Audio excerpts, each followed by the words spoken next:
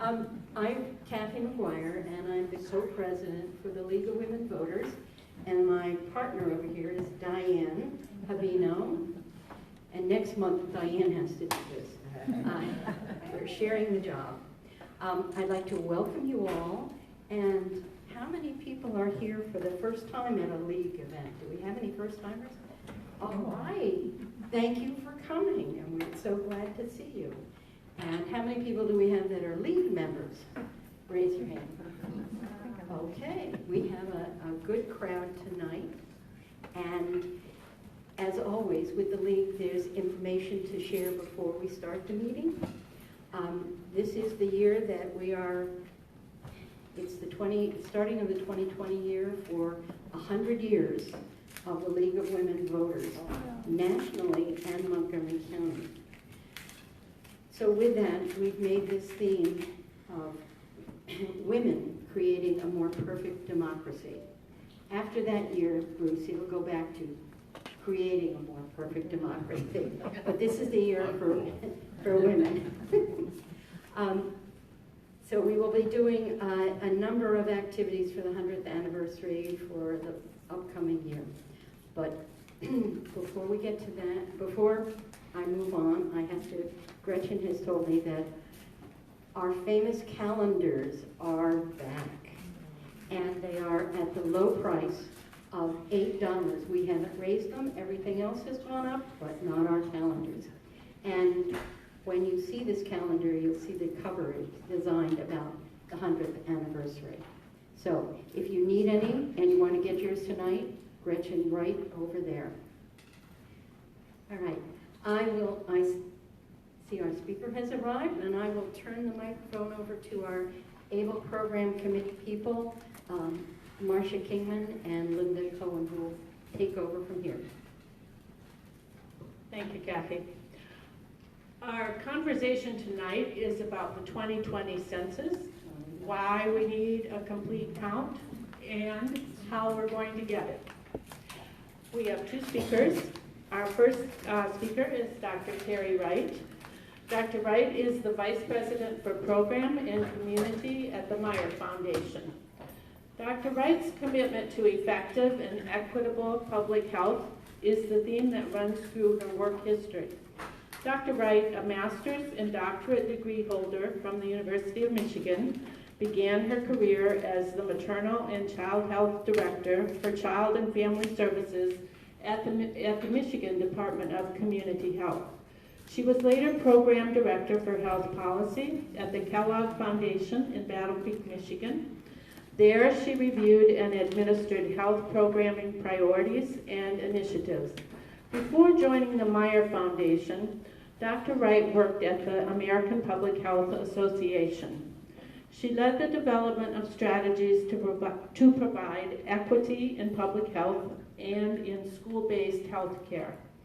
Although Dr. Wright is a public health policy expert, tonight she's going to talk to us about the census and how the funds that are apportioned to the community based on the census are crucial to every community's welfare. Dr. Wright maintains that to be a responsible citizen, you need to do two things: vote and be counted. Agreed. Yes. Welcome, Dr. Wright. Thank you.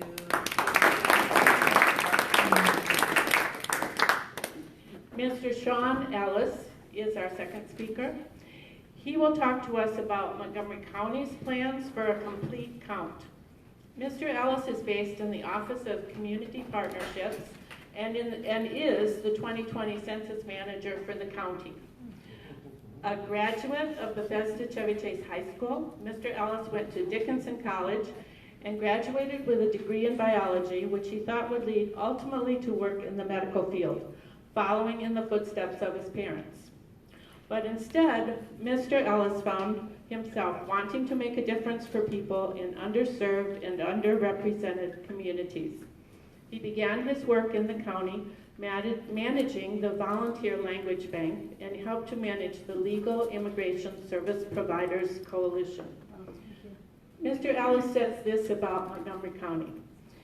It's easy to take for granted how fortunate we are to live and work in a place as diverse as Montgomery County. The diversity of language, culture, and experience present in our county should continue to be celebrated, embraced, and certainly protected for all that it offers us. Welcome, Mr. Ellis. Thank you. The two speakers will make preliminary comments, and then we'll have a question and answer from the audience. It's your turn.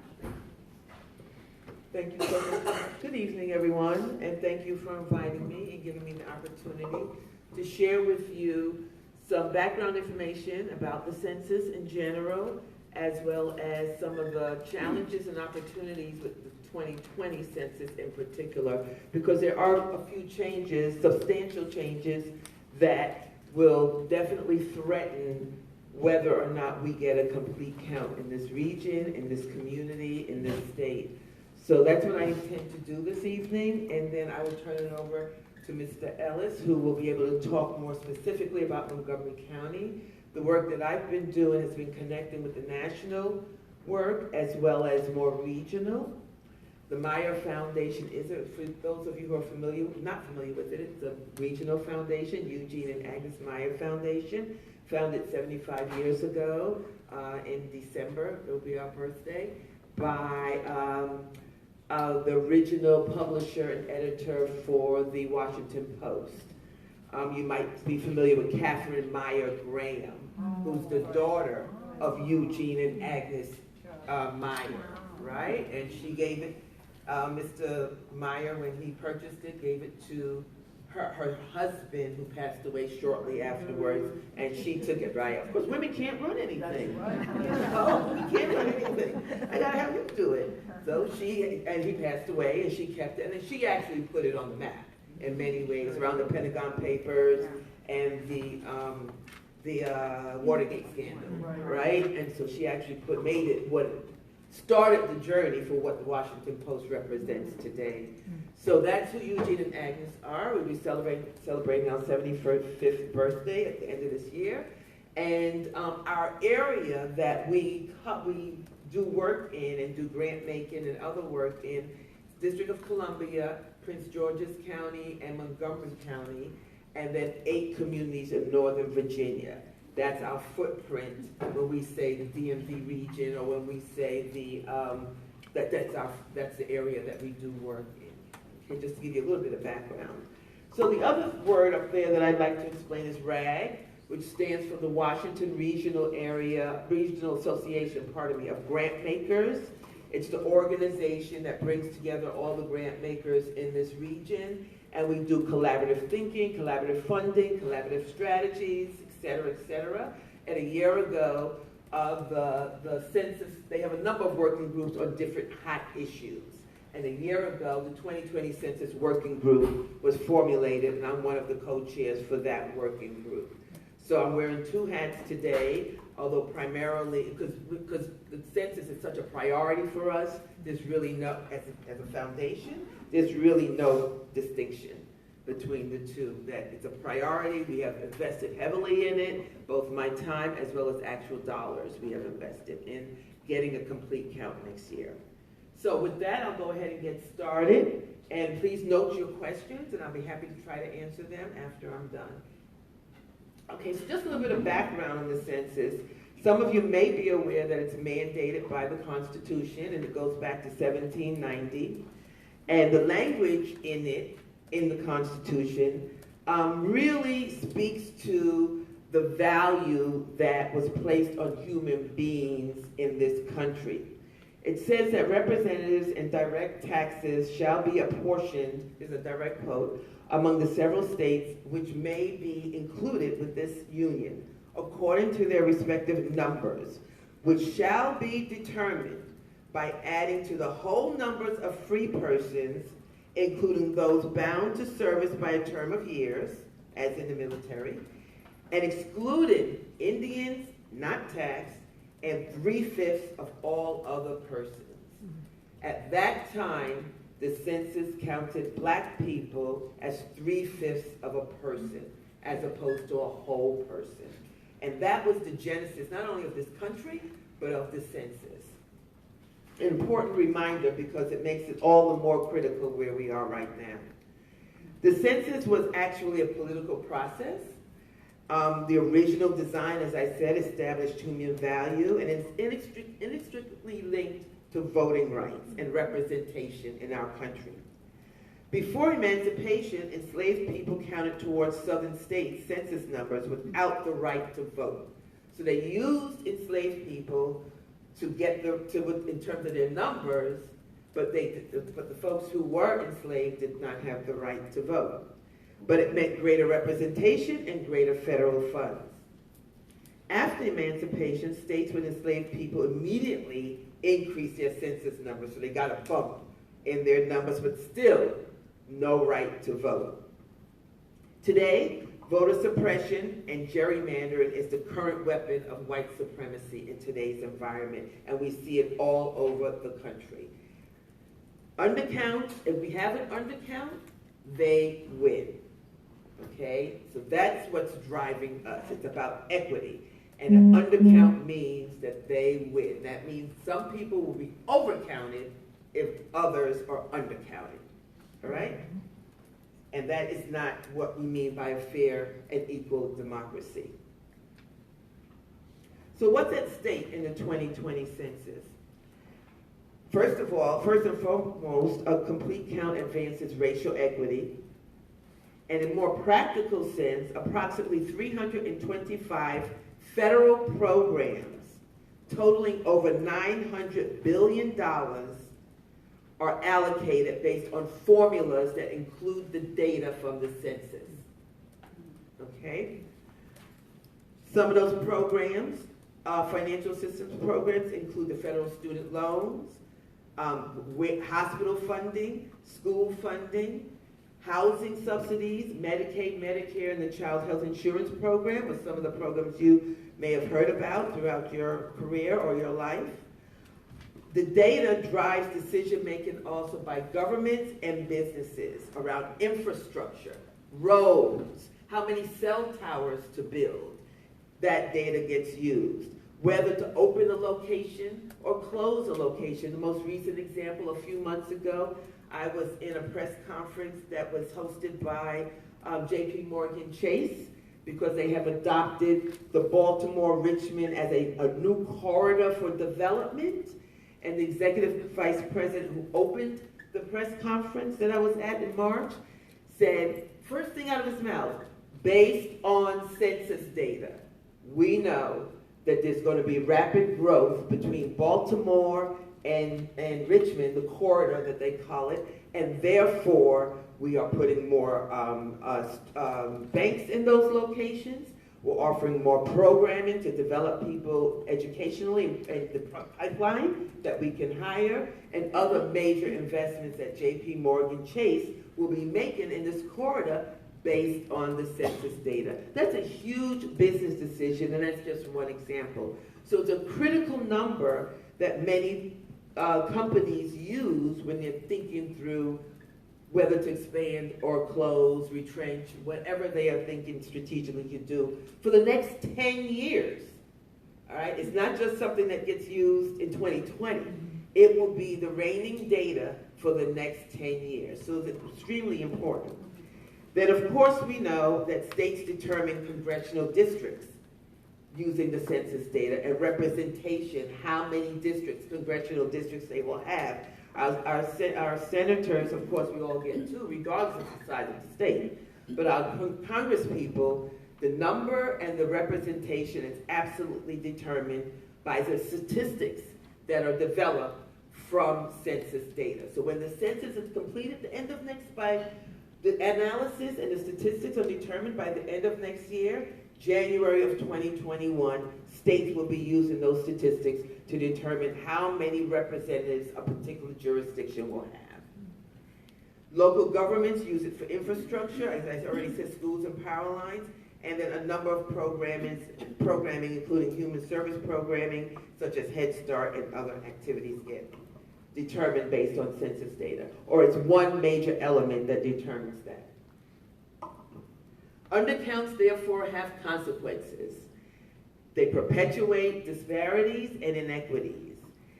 An example of how much money we're talking about concretely, this is from fiscal year 2016, 55, and this was only 55 federal spending programs that used the 2010 census to guide their decisions about allocations for those programs.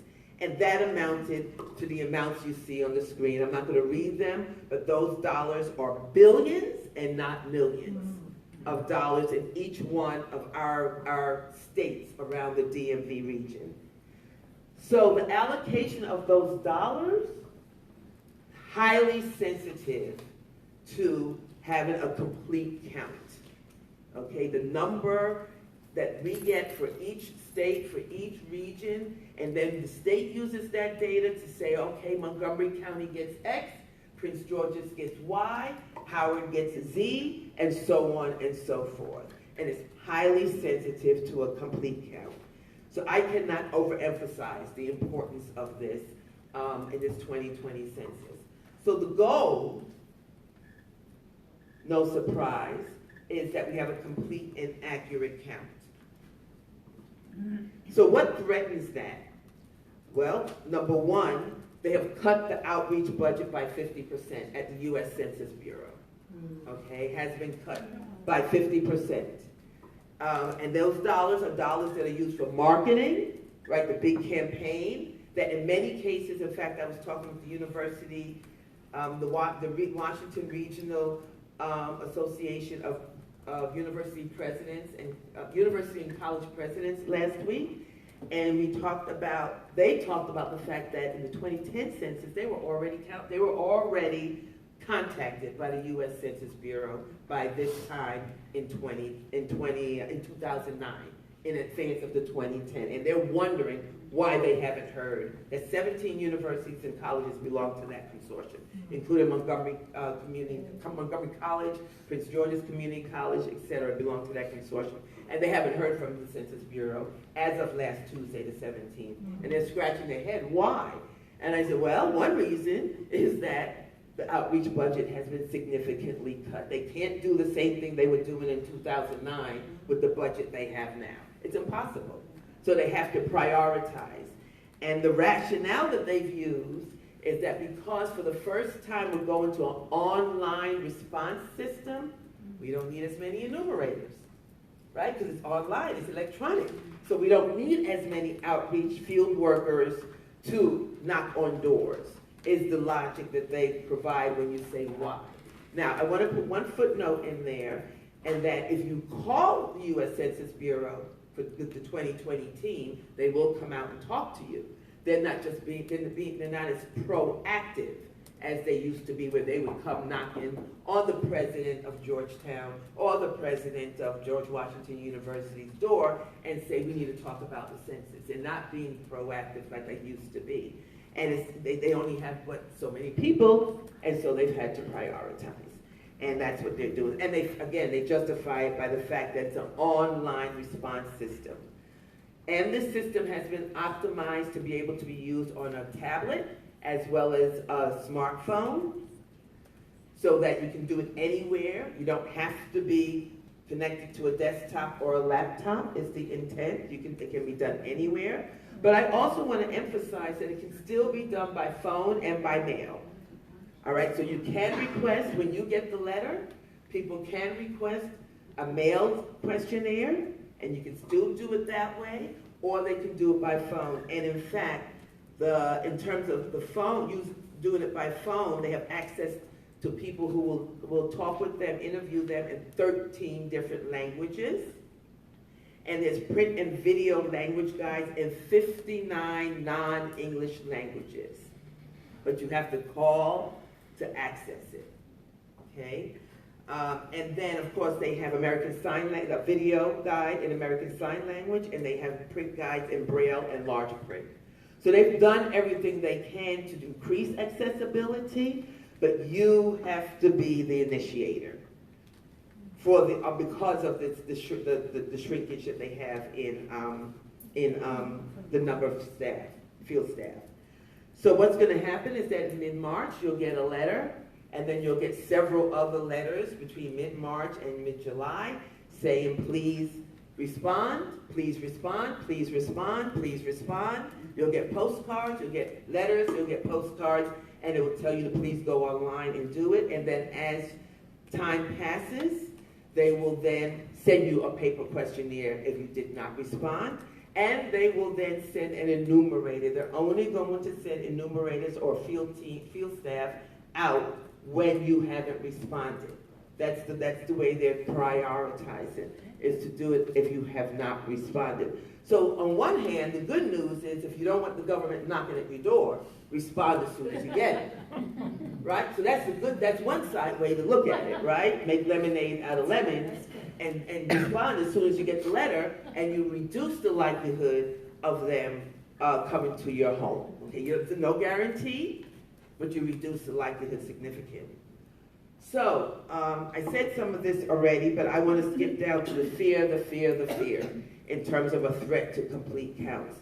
That is real, and in the environment that we are in right now, whether you're a supporter or not, there's lots to be concerned about in terms of completing it, and that's the challenge that we who are advocates and who are ambassadors around the census, that's the challenge we have to overcome.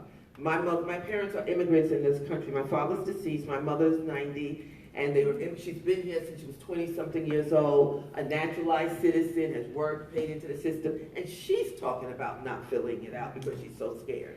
And she has nothing to fear, nothing. As a night, she lives independently, thank you. She lives independently, and she's concerned about filling it out. And so, my sister and I will work with her that as soon as you get it, you fill it out. But my point is that even those who are naturalized or legal, have the green card, whatever, this fear has been stoked, and it's real for people. And we have reason to not be surprised, right? So what can we do about it? We can't offer any guarantees. We cannot, okay? Because even some things that I would have maybe offered a guarantee a few years ago, I will not do so at this point, because nothing is guaranteed. And I don't mean to be cynical, I'm just being real. Nothing is guaranteed. However, what we can do is we can talk about the fact that there's strict security around the data, there's confidentiality, and there are stiff fines associated with any breaches, punishable by law. And people who work the census are signed to uphold that, and any breaches will be punishable. And there's very specific laws that will be cited in the communication that comes out. And that's the best that we can do. And I always say, if we're not counted, they win.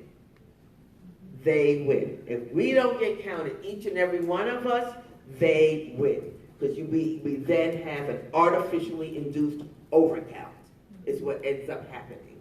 And that's detrimental, or can be detrimental. There's also confusion about who counts and where. Number one, the citizenship question and the debate around that has also stoked fear. You should know, I hope you know, it's not being included. But I think the damage that was done, we have to also overcome, because people still think there's going to be a citizenship question on it. There is a copy of the census available now, so you can see it, the actual census. You can see it online in the printed version, if you will, and there's no citizenship question there. But, living in this region, I come from somewhere else, and living in this region, it's 24/7 that you're hearing this, and so it's hard to let go of it, and you see the behaviors that follow it. So you certainly understand the fear and the concern that people have about it. So, also confusion about who counts. Do I count my newborn baby? Yes, you do. Do I count my college student who's living on campus? No, you do not. They will be counted with the campus, is where they'll be counted what they call group quarters. Do I count a relative who happens to be incarcerated? No, you do not. That person will be counted in that. They call them group quarter counts, is what it's called. Or in a nursing home, right? We do not. However, my kid My kid goes to Montgomery College and commutes every day. They live at home, they eat dinner here, you know, and then they drive to Montgomery College, and that's where they go. You count them. So there's confusion about when to count who. And so that's critical and can threaten the accuracy of a count if we don't understand the rules. And then, of course, we can have a natural or a man-made disaster. Okay, I mean, stuff happens, right? I mean, we had an earthquake in 2011. 2011. We had an earthquake. Who would have predicted that? We've had all kinds of flooding. And then the man-made, we had a government shutdown that lasted 35 days earlier this year.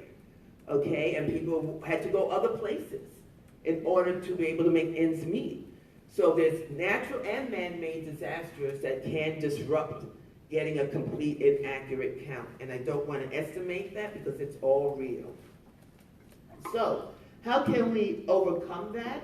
Number one is we have to be intentional and committed to getting a complete and accurate count. We have to be an enthusiastic census ambassador.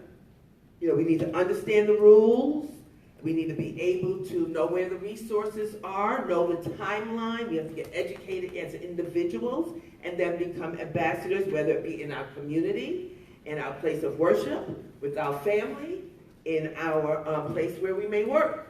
We have to become ambassadors and dispel the inaccurate information and be communicators of accurate information that convey the importance and the urgency of getting counting. And staying informed by a complete count committee, which is what Mr. Ellis is going to be talking about, I believe, right? Okay, because there's at least one in every jurisdiction, if not more. There's so many of them, I've lost track of all of them. And then also, I suggest to you, you know how to do GOTV activities, right? Get out the vote. You know how to do get out the vote. You have a track record in doing get out the vote. This deserves, get out the count, this deserves the same energy. Okay, and then you can build on it for the get out the vote. Because next year is a big year, as we all know, in the election. So if you're working to get out the count early half of the year, and then you switch focus to get out the vote, the latter half of the year. Registering people and getting out the vote. This deserves the same energy as that. Okay? So with that, I want to say thank you for the opportunity for me to beat my drum on this very, very important issue. Again, the most important part of this democracy is that each of us get counted and that we vote. And that we vote in every election, downstate, as well as national election. They are all equally important because the representation is based on what you vote, what you do at the state side. That's how the committee or the commission gets formed and determines what happens in January of 2021.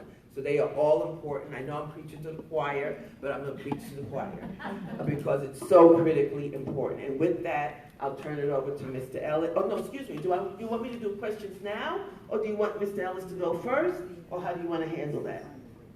I think we want, I'm Linda Cohn, I'm Marcia Kingman's partner in crime here. I think what we want to do is hold off on the Q&A, but Shawn, you have a thumb drive? Okay, maybe what we can do is take, if there's any questions of clarification or some short questions, and I'll do my work on this. Okay. So Marcia, do you want to? What about the homeless? What efforts are being made, like in San Francisco and other cities that have major homeless populations? What efforts are being made to get an accurate count of the homeless? So that's part of group quarter counting. And the state of California, the state has put millions of dollars, 10 million last time I was told, and that was a year ago, into getting a complete count of everybody in the state of California. They are way ahead. And in fact, even toolkits for college and university campuses. They are way ahead of some of us on the East Coast. I know we have homeless encampments here in Montgomery County. Do we have specific plans to get an accurate count of our homeless people? So we're partnering with nonprofit organizations in Montgomery County to get an idea of where these people are. For the most part, what I will say to you is group quarters is a part of the process that's managed by the U.S. Census Bureau. We don't have a lot of contact with them when it comes to group quarters. It's essentially what they do.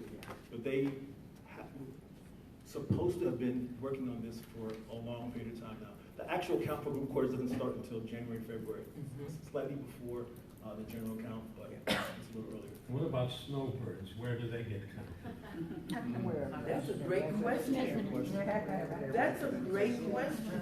So Probably where you spend most of the time. So it's supposed to be where you spend most of your time. I know that there are, for example, there is a village in Alaska that because they spend a huge section of the season of the year away from the village fishing, that they actually count it in January. So those communities that are understood not to have or have a significant portion of their population away because of whatever they do in the year, I know that there are plans in place to count some of those communities.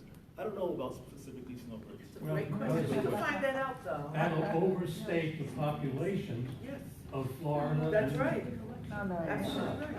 But they're supposed to respond where they spend most of their Most time. of the time. And they don't, and so this year's gonna be different, right? So you don't have to be at home to submit your census. So when you get this invitation they're gonna send you in the middle of March, it's gonna have a key code on it.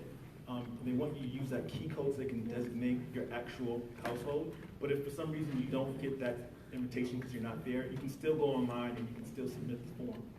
So they have a choice whether to vote in Maryland or in Florida. Where they are on April 1st. Where they are on April 1st.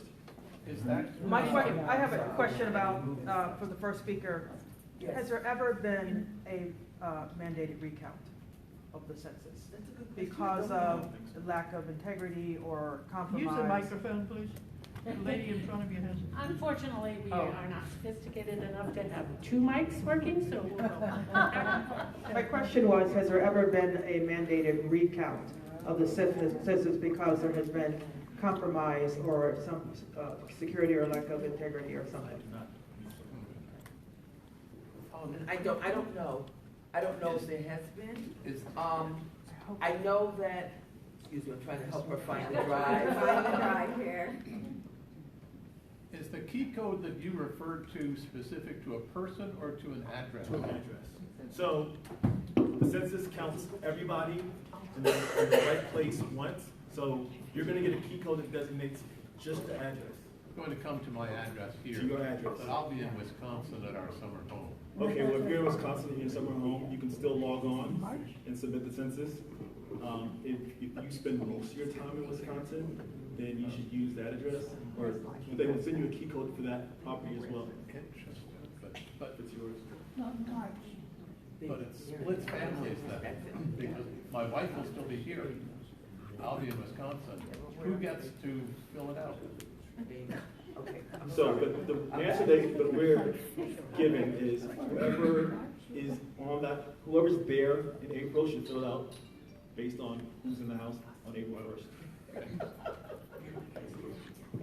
We have one more question before. I have one more question. Can you explain why an address is not on the questionnaire? Why it's not? There's no question about an address, why it's not. It's not on there. Why it's not on It's not on the form. I think this is the statistics they go by census tracts. It's census tracts. So, And so they don't need they use the household to determine the census tract and how many homes are in that census tract. but if someone, But they don't necessarily have to have an address because they're using the statistics from it. They're deriving statistics from the data. What they need to know is how many people in that unit.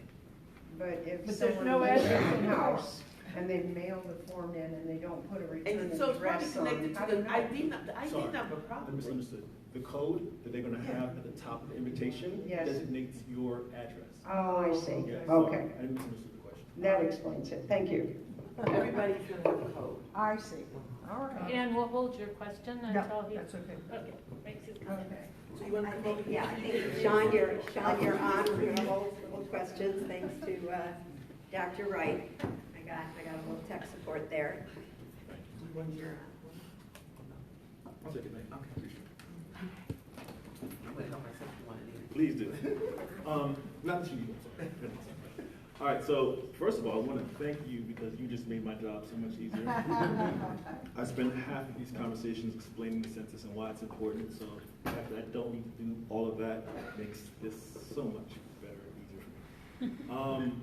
So you'll see me skip a few slides because I'm used to having to cover a lot of information. To begin with, I just want to say I'm really excited to be here, mostly because if you guys invited me and you showed up, it means that you're interested. Yeah. That's half of what I need to work on when I'm out in the community. The other reason is because the other half of my job is to recruit partners in this work, right? So it gives me an opportunity to sell the value and the importance of the census to you guys so that I can get you guys to participate, to become census ambassadors, to join me in ensuring that all of our communities know how important it is and are willing and motivated to respond next year. So thank you for having me here today. So I'm gonna start by doing two things. I'm gonna tell you a little bit about myself and why this matters to me personally, and then I'm gonna talk about the Office of Community Partnerships and why we're involved in this work and we're leading the effort in 2020. So, as you've heard, I am of Montgomery County. I've been here my whole life. I went to elementary school here. I graduated from Bethesda Cherry Chase High School. I'm a proud Battling Baron, so I won't hear any slander of the Barons. And then decided to go to school in central Pennsylvania, small liberal arts school just half an hour south of Harrisburg. And arrived there and received the biggest culture shock of my life. Completely different than anything I experienced here. Now, let me start by saying, my father was a native Washingtonian. My mother is an immigrant from a small island in the Caribbean called Barbados. She came here at 19 to go to college, stayed here to go to med school, and decided, and I can't figure out why, I had to attend BCC. For some reason, she decided when we were moving, we had to live in Montgomery County, and she wanted me to attend BCC. Good story. Thank you, I agree. Back to the culture shock. Realized within 2 weeks that I wasn't in Kansas anymore, right? It's a completely different place. So much so that I found myself driving back down Route 15, down 270, as often as possible, just so I could see faces that looked familiar. It was a huge, huge, huge revelation for me. So, you know, I want to talk to you about why I realized that this county is so unique and special and an important place or a special place to be able to plant roots and start a life. You know, give it some thought. In the state of Maryland, there are a lot of immigrants or foreign-born residents in the state of Maryland. Montgomery County has half of those residents in our county. Think about that. Montgomery College is estimated to have 159 languages spoken on that campus alone. Wow. Right? Think about the fact that not only is this county demographically diverse, but we're geographically diverse, right? We have Poolsville, we have rural sections of the county, we have suburban and obviously urban sections of this county. We have 1/3 of the residents in Montgomery County are renters, right? 1/3. 1/3, 34%, just over 1/3. That's significant. So those are the things that make Montgomery County a really special place to live for the diversity of cultures and languages. But also we have to realize that those are the same things going to make next year a little more difficult for us, right? They're going to present barriers to us that may not exist in other places. So that's why I'm here, and I need you guys to help me overcome those barriers. I work out of the Office of Community Partnerships. I don't know how many of you guys have ever heard of it. The reason why my office is tasked with this responsibility is essentially because in 2009, our former director, Bruce Adams led that work in 2009 with the help of the Census Bureau and some nonprofit partners and residents who were interested and motivated like you folks, and was really successful. We had a self-response rate of just over 82%. Wow. Right? And depending on who you asked, that had us in the top 3 in the state. Wow. Right? But because of that success, we're here again. This time around, it won't be Bruce Adams, it'll be Diane Boo. I don't know if any of you have ever met or know Diane. She was formerly the Asian liaison in Montgomery County. So, if you know anything about Diane, you know that she's extremely detail-oriented. The other thing you should know is she's highly, highly competitive. Right? So that give you an idea of what I'm working with daily as it pertains to the state of Maryland, Washington, D.C., and Northern Virginia, and what our response rates need to be moving forward. All right, so let's talk a little bit about complete count committees. I'm going to skip over the census information because it was covered so well. All right, so complete count committees. Essentially, complete count committees are volunteer committees composed of community leaders. So in Montgomery County, our complete count committee is comprised of leaders from the faith community, from the business community, from our ethnic media, from government agencies, departments, our nonprofit partners. Those are some of the people who are at the table when we convened our complete count committee for the first time in February. We were lucky to have county executive and the county council president issue a joint proclamation establishing a complete count committee back in February. The thing that made our complete count committee a little different from what you would have seen in other jurisdictions, for example, the state of Maryland has a complete count committee that has, I think, currently 13 members. I think they're trying to get to 15 members. In Montgomery County, we had 100 members at our first meeting. We had a meeting that convened in July, and we had 150 agreeing to participate in that work.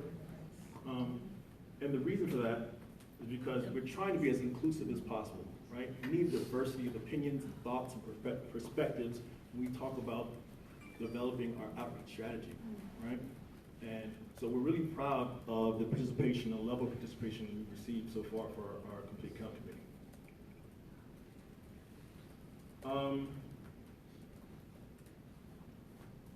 What you need to know, I should also say Nancy Navarro, the county council president, is the chair of our complete count committee. That's really significant, right? She is a leading voice in our county, and we're really excited to have her involved in this work because she was involved in 2010, so she has experience, and she obviously, it matters to her. All right, so this will just give you an idea of, generally speaking, who the U.S. Census Bureau advises we include in our complete count committee. And as you look at the image, most of those people, we have representation on our complete count committee from directors, deputy directors, business leaders, and so forth. Now, we made the decision in forming our subcommittees to take a little different approach.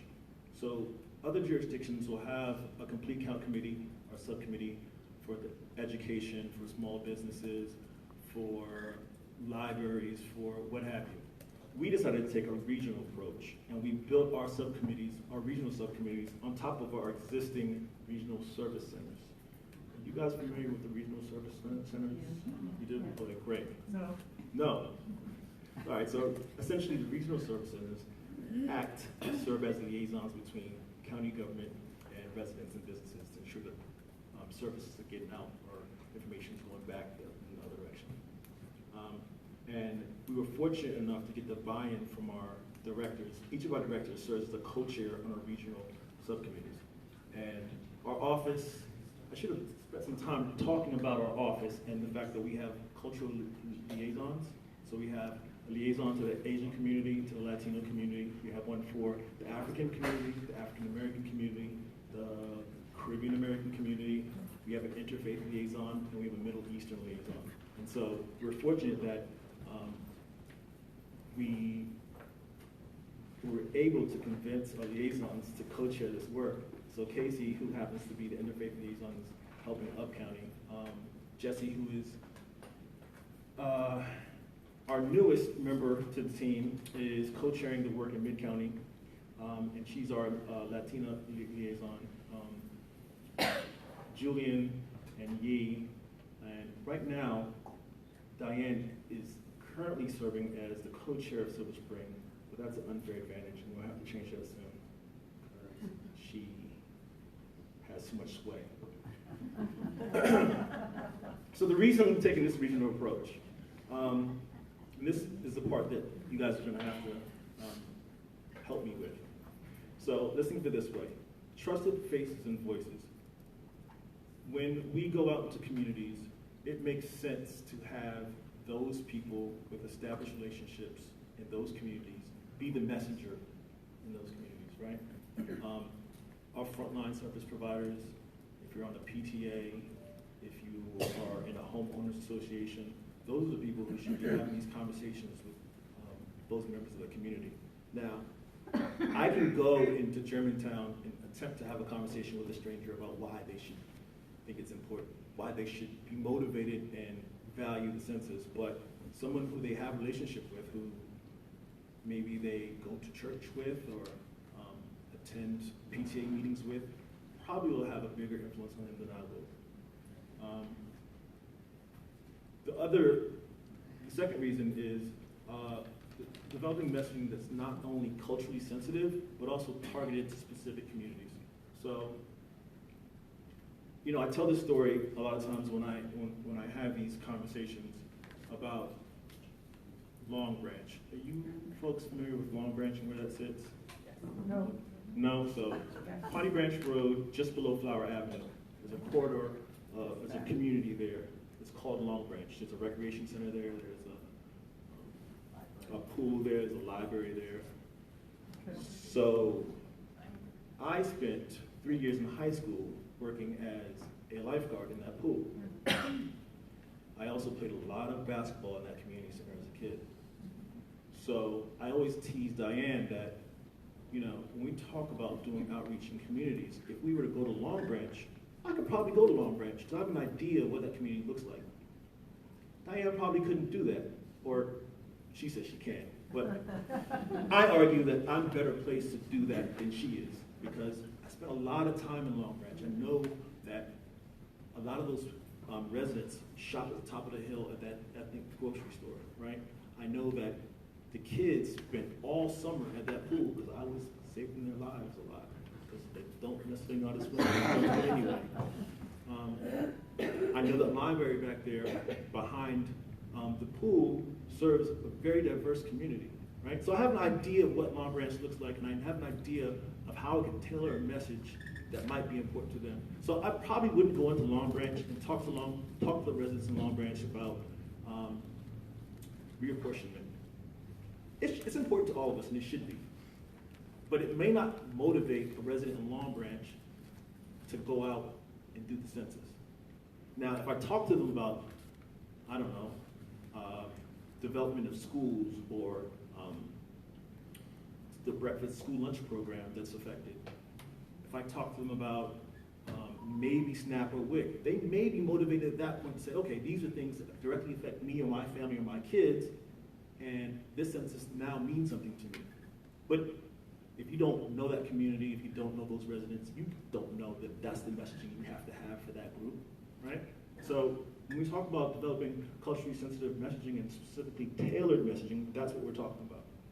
And then lastly, this goes back to some of what I just said, it's knowledge of the community resources, right? So as we talk about Long Branch, I know where the faith community is in Long Branch. I know where the recreation center is. I know where people shop. I have an idea where people hang out. And so I don't live in Long Branch.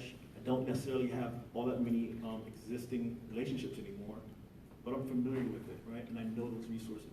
So that's why we've taken this regional approach, because the idea is if we turn to you guys and tell you to develop or help us to develop a strategy for outreach in your communities, you can advise us in a way that someone who's coming from outside, from the U.S. Census Bureau, just can't do. it's not likely they're gonna have that information or access to it.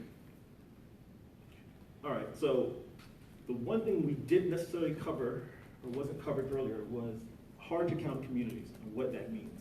So I want to talk to you about hard to count communities, because when we talk about our communities that we need to ensure are aware of the census and informed and motivated, a lot of the work we're going to be doing over the next 9 months is really going to be tailored to those hard to count communities.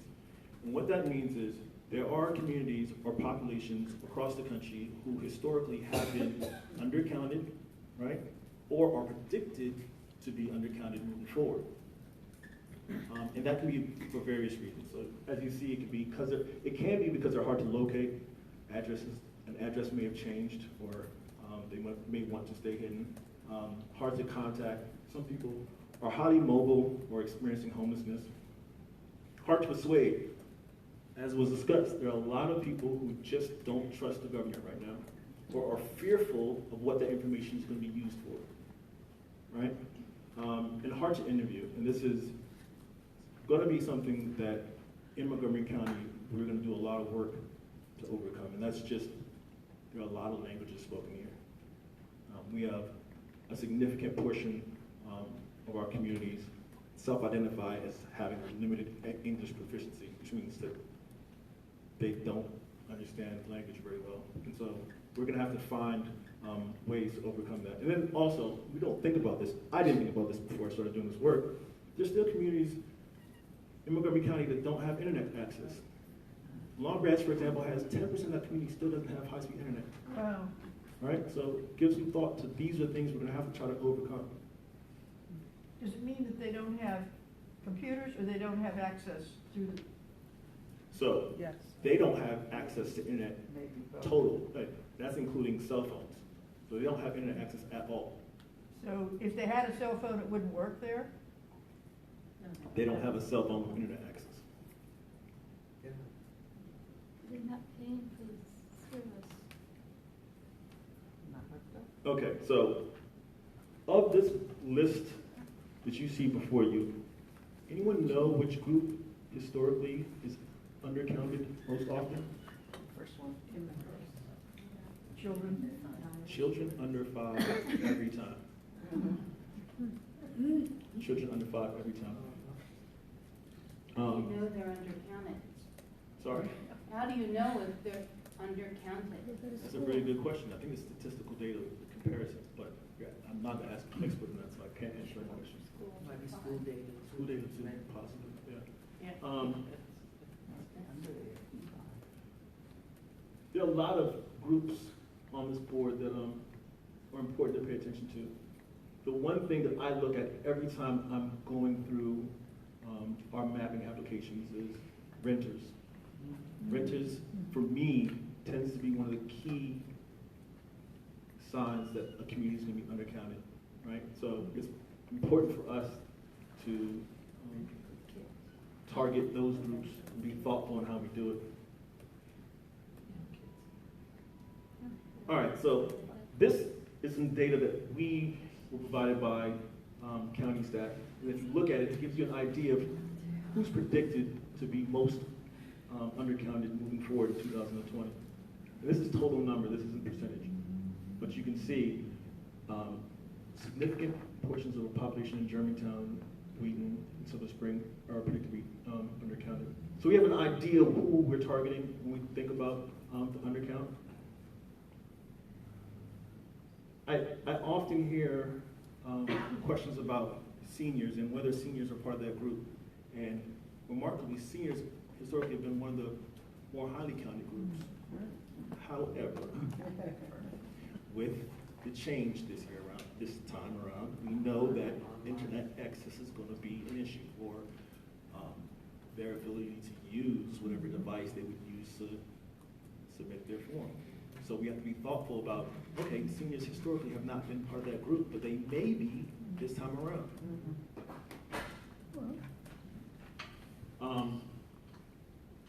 And then we have a map here that shows communities that have the highest low response rates, right? So not total population, but anticipated to have the larger portion of the community not be responsive in 2020. Excuse So me, Fairland can there. you just read out their names? Sure, I'd love to. So for this one, it's Fairland. Anybody, do you guys know where Fairland is? Yes, 29. There you go. Fairland remarkably has a really high foreign-born population. So the assumption in Montgomery County is it's probably Hispanic or Latino. It's not. 45% of that group is Black. So that tells you that they're foreign-born, but they're from Africa or from a Caribbean nation, right? So we have also on the list North Bethesda. That North Bethesda stretch is over by Twin Brook Park Lawn area. You guys familiar with that? 98% of that community are renters. 98%. Exactly. Actually, even crazier.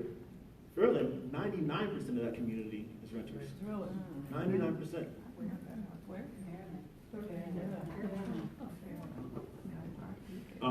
Long Branch is on the list. Aspen Hill, actually, is really interesting. Aspen Hill is split into two census tracts, right next to each other.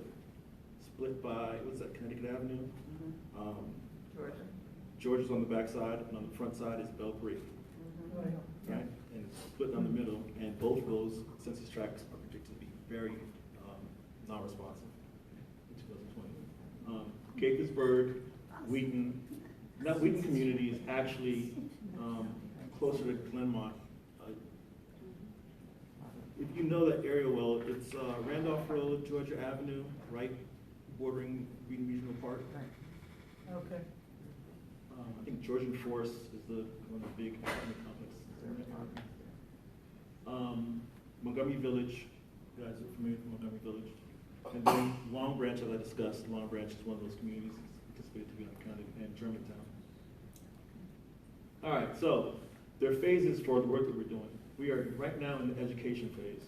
So I guess theoretically we should have been doing this for a year now, but we haven't. So until January, we'll be out in the communities working to inform as many residents as possible about the census, why it's important, why it should matter to them. The awareness phase starts in January and goes through February, and then the motivation phase is from March to May. All right. This is the thing that we get, question I get asked most frequently. So, I don't know if you guys have heard this, but the state of Maryland set aside $5 million for funding for nonprofit agencies, organizations, and jurisdictions to conduct census outreach in 2020. As a result, the county, we applied, and we ended up receiving just under $600,000. $600,000 was the biggest amount allocated to any jurisdiction or nonprofit in the state. And it sounds like a lot of money, right? Okay, so we know that Montgomery County has 1.1 million people, residents. The District of Columbia has set aside $2.5 million for $700,000 of people. So that tells you that there is quite a significant investment from the city, from the District of Columbia, that the state of Maryland just has not decided to do yet. How many million in Montgomery County, you said? 1.2. Yeah. So what we did with that money is we decided to create a census fund housed out of the Greater Washington Community Foundation's Montgomery County affiliate. And it allows us to do two important things. First, hopefully leverage additional money from residents, from corporations, philanthropic donations to help us pay for all these things we need to pay for. The second thing is they're going to manage these funds and allow for the county to hire a full-time census manager. This happens to be sitting in front of you. It also will pay for census outreach materials, banners, pencils, pens, all the swag that we know we'll need in order to do this work over the next year.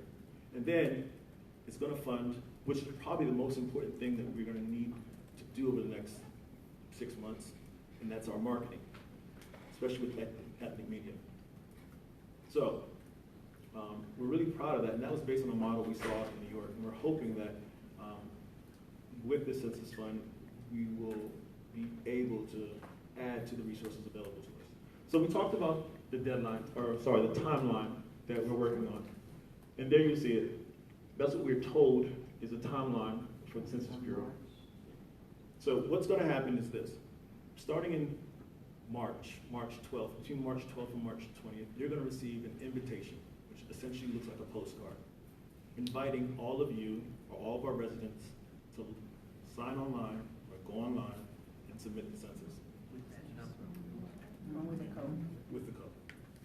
And I'm going to talk about the things that we're pushing here in Montgomery County to decrease your chances of having someone knock on your door, because we know that our residents, a number of our residents, that's going to be really important to them. So then you're going to get a series of reminders. You're going to get a reminder towards the end of March, another set of reminder at the beginning of April, and then halfway through April, and we just had this information updated, so I don't want to counter what you heard earlier. You're going to receive a fourth reminder and the paper questionnaire. Now, this is where it's changed slightly. We were told this week that you will not be able to call to request a paper questionnaire anymore. No? At that point in the timeline? So if you call, say for example, you get your invitation on March 20th. We thought you'd be able to call to request paper questionnaire. That's what they told us. They told us to, yeah. No longer. They are going to just send you your paper questionnaire if you don't respond by April. Because of the money? We're assuming that's not what they told us, but we're assuming. But that's a change, because when we first started having these conversations, we were told you'll have 3 ways to go about this. You can log on, you can call, or you can call and request a paper questionnaire. And the third option is not exactly that way anymore. Actually, to be honest with you, there are 4 ways, because if you don't do any of the first 3, someone's knocking on your door. And if you don't respond to that, they'll go to your neighbor and ask your neighbor, what do they know about your household? Absolutely. They do that. That's true. Oh, so let's talk about this really quickly. So we're telling our residents and all of our partners, there are 3 ways that you should, there are 3 things you should tell residents they can do if they don't want to have someone knocking on their door or to get a phone call.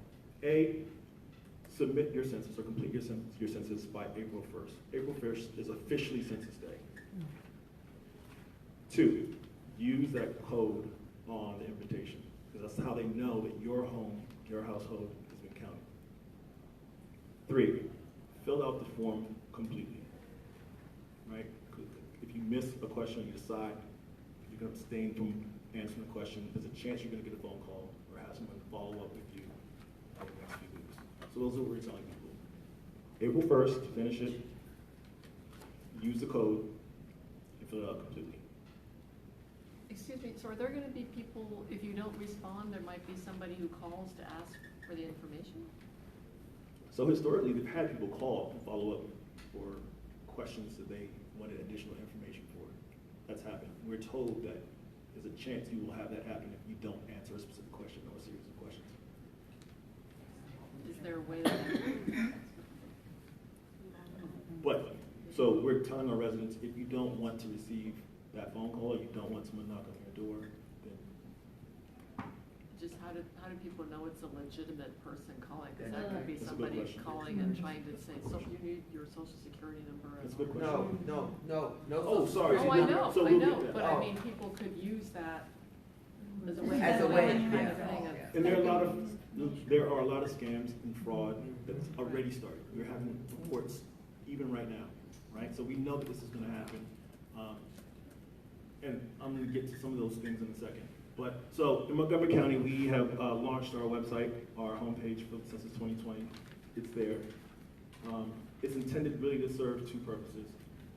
A, it's intended to be a source of information, detailed information for our residents. Secondly, we want it to be a hub for our census partners so they can access information, materials, and the census toolkits they'll need to do outreach. We have the 2020 sample questionnaire online. So there's an example of what it is. So you can, does everyone receive the long form? there's no longer a long form. The long form is now called the American Community Survey. But That's everyone, different timing. That's a Different different timing. timing. Different Yeah. timing. This is a decennial census. so everyone receives the short, what used to be called the short. Yes, everyone gets the same one now. It's the short version. So a lot of those in-depth questions that researchers, that economists, that demographers and other people, sociologists needed to use are not there. So those questions, those questions are still being asked. They're just not being asked on the census anymore. They're being asked in the American Community Survey. Oh, So it's in the years between the census, they're sending out those questionnaires. And that's only a sample. That's only for a sample. Is there a non-English speaking version of this, where you send it out in multiple languages? For the paper copy, Or any of it? so as she mentioned, online there are at least 12 languages, Okay. non-English languages, 13 including English. You can request, you can get 12 non-English versions telephonically, and then there are 59 non-English language guides that you can use for assistance. And as well as American Sign Language as well. Okay. Yeah, Shawn, I'm gonna say, I know we have some pent-up questions here, Okay. so I'm gonna suggest maybe if you can wrap up in the next minute or easy. two, and then we'll take some All right, questions. so on the website, there are a bunch of resources and applications that we're using and we advocate that our residents who are interested use. All that information that we talked about in terms of what a census tract looks like, what it's made up of, you can find on some of these applications. There were two really helpful ones, one from the U.S. Census Bureau called Rome, and another one from State University of New York that you can both access from our homepage.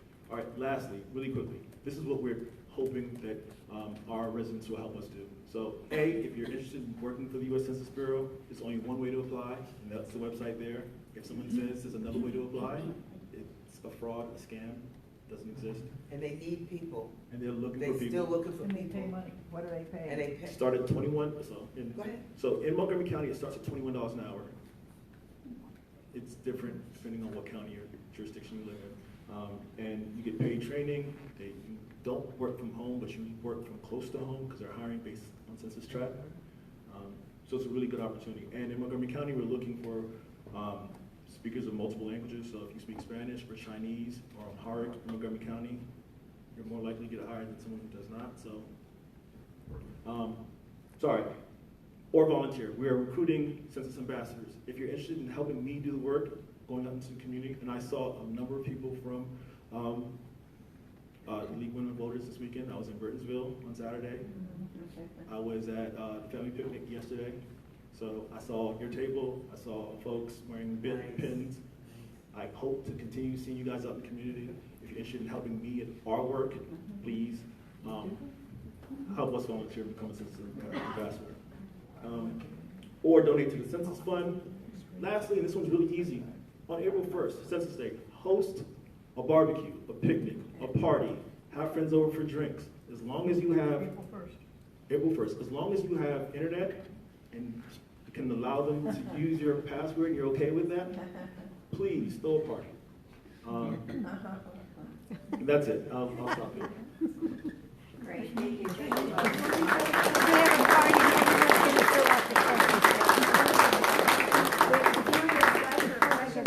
And I think where we left was at break before was Ann. Thank you. just tuck into it like you're eating an ice cream. I know how to do it. Here, it's on now.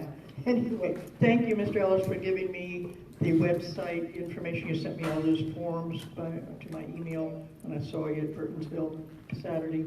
I'm really concerned about the elderly. At Ryderwood, we have a lot of confused people, a lot of people with no kind of internet. They've got dumb phones and so forth. But I think we're going to have to work a lot with their adult children and warn them ahead of time because they're going to need a lot of help. We're not talking about people in the demented, the memory. place.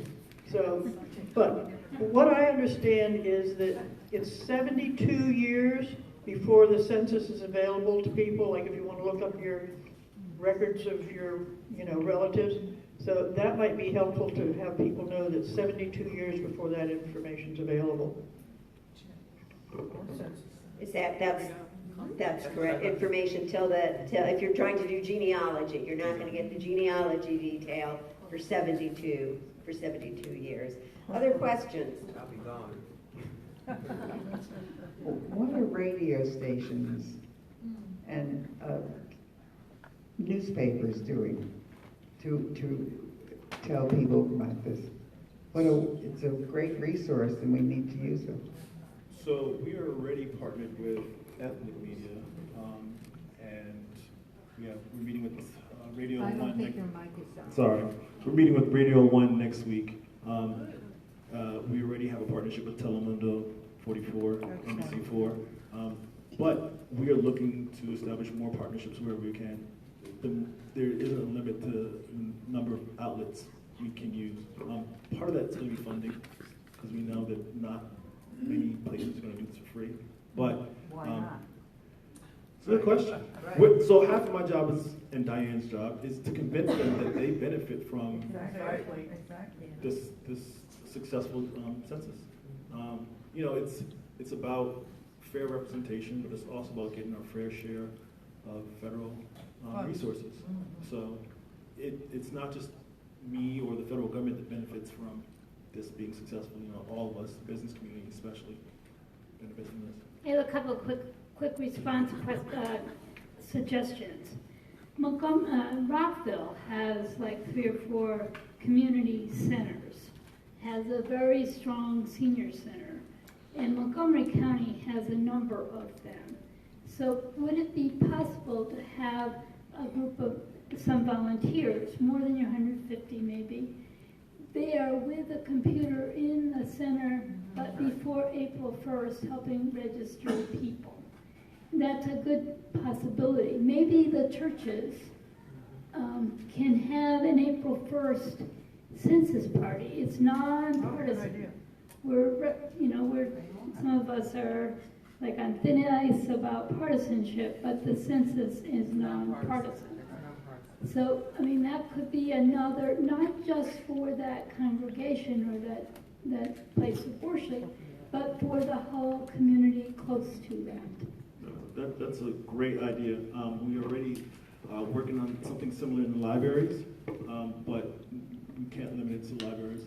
One of the things that Diane wants to do is purchase tablets so we can have our own staff out in these communities doing that work. But I think the faith community is a good place to start. There is some discussion about gathering the interdenominational across the region of faith leaders to talk about census weekend, right? Because some people worship on Friday, some worship on Saturday, some worship on Sunday. So recognizing an interdenominational clergy, if you will, that can commit to census weekend that very weekend from Friday through Sunday, whatever those dates are. That was just this week. Every time I know, we're going back and forth. So all the help we can get. Falls on a Wednesday. The first is, whatever the weekend is before it is what they're talking about. The weekend before the first is what they're talking about, census weekend, so that we don't leave any denomination out or spiritual preference out, recognizing Friday through Sunday. Interesting. Question over here, Judy? Jackie, I'm sorry. Yeah, so we're, of course, very relieved that the citizenship question is no longer going to be on the census. But apparently, President Trump signed an executive order basically saying that he wanted to see census information combined with immigration and citizenship and, all kinds of other records. And I was wondering if you could talk about how that was supposed to work, because initially, even with the citizenship question, there was a concern that there was sort of a whiff of intimidation in there, and now it seems also possibly part of this executive order. Yeah, that's a tough question. So the reality is, we know what the intent is behind a lot of these actions. It's illegal. It's supposed to be illegal for them to do that. So the hope is it's challenged in court, so we don't have to deal with it. I'm kind of speechless. I don't know what to say, because if he's allowed to do it, then like I said, I'm a child of immigrants. Most of my friends growing up were immigrants or children of immigrants. I know what that community feels like. I know I have friends who probably came here and they were undocumented at the time, who are citizens now. And so it's a tough one. Hopefully it doesn't stand up in court. That's all I can say, I guess. Did you want to add? I wish I could. You could, okay. I wish I could. Yeah. Believe me, I wish I could. I still pinch myself to see if I'm really, is this not a nightmare or what? I have nothing to add to it. It's a problem. And that's what we have to try to overcome. It is a problem. It's a concern. No question. It's a challenge. And that's what we're working uphill. Huh? We'll man the barricades. That's what we're trying to do. That's what we're trying to overcome. There's no easy answer to it. Yeah. You know, and part of the challenge is a lot of what's said is not it's not accurate. It's not even accurate. It's put out there to incite fear. Yeah. Is what it's done. It's not even accurate. Because he was talking about using data out of Health and Human Services and requiring that. I mean, Useless. yes.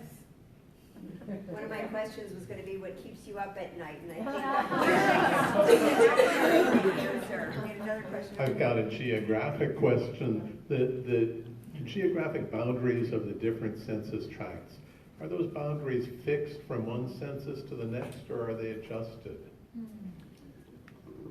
That's a great question. As I understand it, I think they are pretty much fixed, but think back to 2010. I think about downtown Silver Spring and a number of developments that popped up in downtown Silver Spring.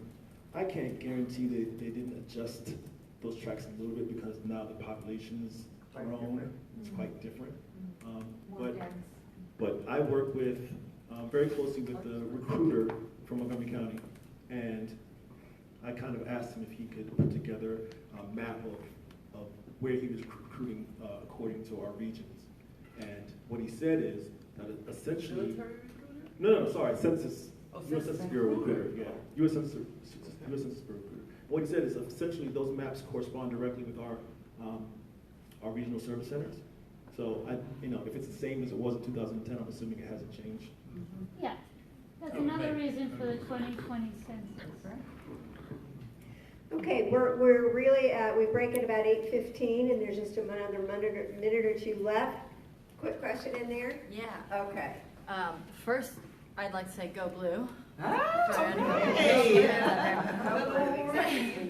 Secondly, I'd like to ask about prioritization. After the postcard is sent out encouraging people to respond online, after mailers are sent out, which largely happens in bulk, how do they prioritize where they are door knocking? Or how is that prioritized? Is every home expected to be hit if they didn't respond? If they didn't respond, and then if they need to knock again, how are those? How is 2 or that 3 prioritized? visits usually. Good question. Good question. 2 or 3 now. Saying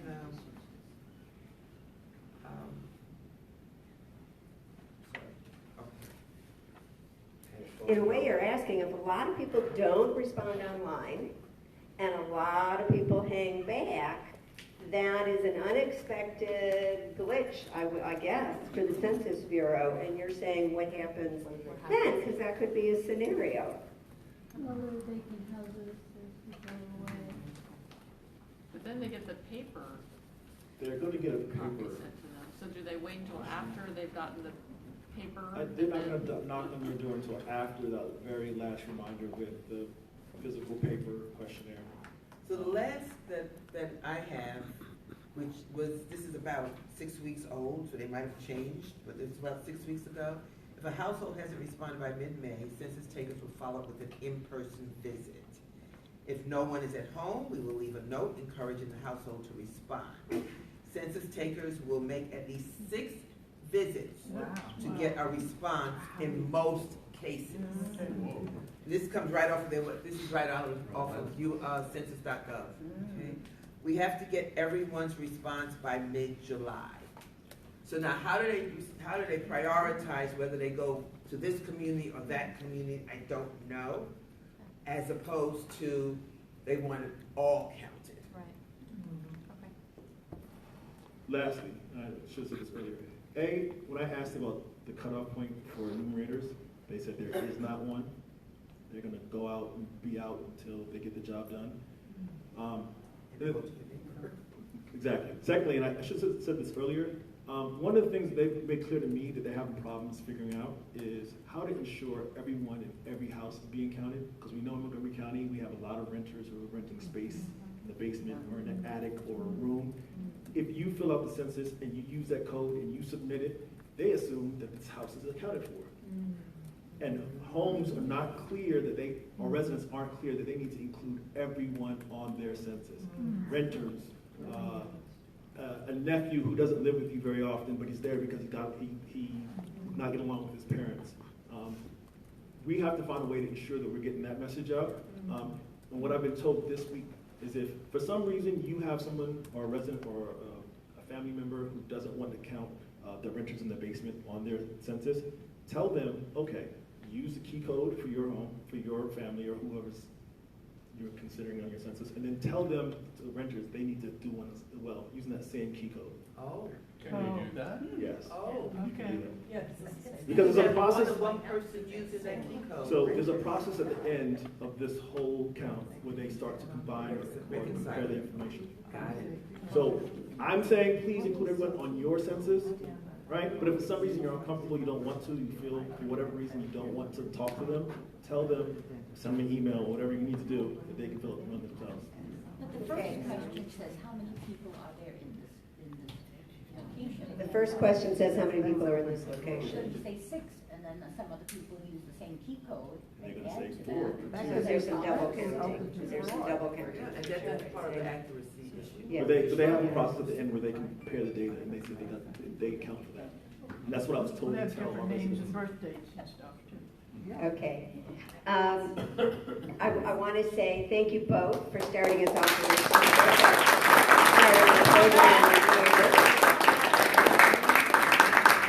Come back. I mean, I'm committed to this through next summer, so. Great. If that's helpful. Two things I want to say real quick before we break up. 2 things. One is that Dr. Wright mentioned briefly about one of the uses of census data was for redistricting, which many of you know is a big, big priority for the county league. There's material over there at the table. Steve has been around, who may just be outside the door, who's leading that effort. So, Steve's over here in the corner hiding. And so I encourage you to talk to Steve, stop at that table, get more information if you're interested in the redistricting issue. Second issue is that the October discussion groups, which are monthly discussion groups where we meet in different locations and they're open. It's members and non-members are welcome to attend.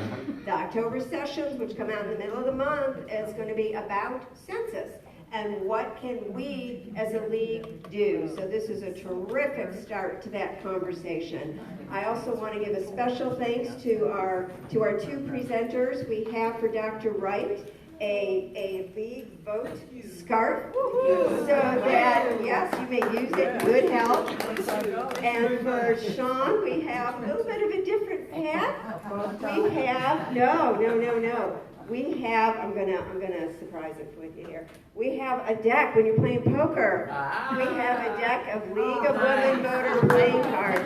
So at your poker night, when you're decompressing after your week, you're gonna think of us. You're gonna think of us. Blue and gold. That's right. That's right. We go in our Thank you, everybody, and thank you to Dr. Wright and Shawn Ellis.